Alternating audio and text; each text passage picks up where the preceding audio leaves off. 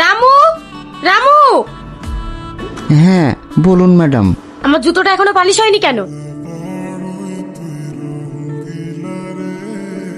আমার জুতোটা এখনো পালিশ হয়নি কেন? এই কাজটা তো আমি রাসেলকে দিয়েছিলাম। এই, তুই জানিস না আমি মন নিয়ে বেরোবো? আমার জুতোটা এখনো পালিশ হয়নি কেন? স্যার আমাকে বাজারে পাঠিয়েছিল। আগে আমার কাজ রেডি করবি, তারপর অন্য কিছু। যা তাড়াতাড়ি জুতোটা পরিষ্কার করে দে। দেখুন, আপনার মেয়ের দেখতে ভালো, সব ঠিক আছে, কিন্তু একটা জিনিসটা ভালো করেই জানেন, সেই যুগের মেয়েদের পঞ্চরা বিয়ে হয় না। আর তাছাড়াও আপনাদের আছে বাকি, একটা ছেলে বিয়ে করবে তার তো নিজের ভবিষ্যৎ দেখবে। তবে আমার হাতে একটা ছেলের খোঁজ আছে, ছেলেটা একবার বিয়ে হয়েছিল, অল্প দিনে ডিভোর্স হয়ে গেছে, দুটো বাচ্চাও আছে।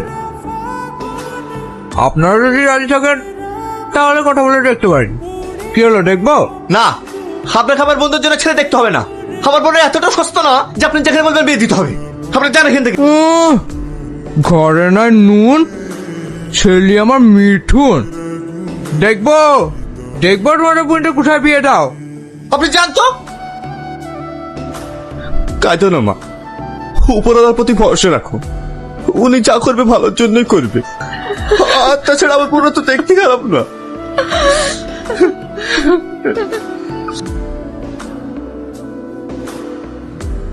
মাসি, সব কাজ রেডি করে রেখে গেলাম, বাকিটা বিকেলে এসে করে দেব।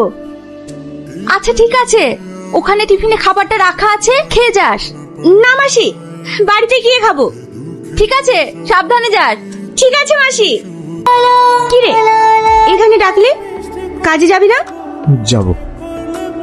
ইয়ে দেখ, তোর জন্য মাছ ভাজা নিয়ে এসেছি, খেয়ে নে। আমি খাবো না। আমিও খাইনি।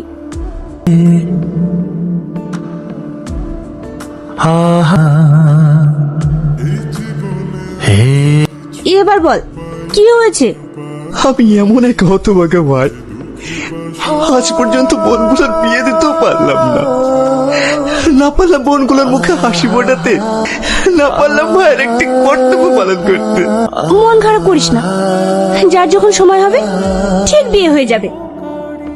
আর তো জানে আছে না, আমরা দুজনে মিলে বোনেদের বিয়ে দেবো।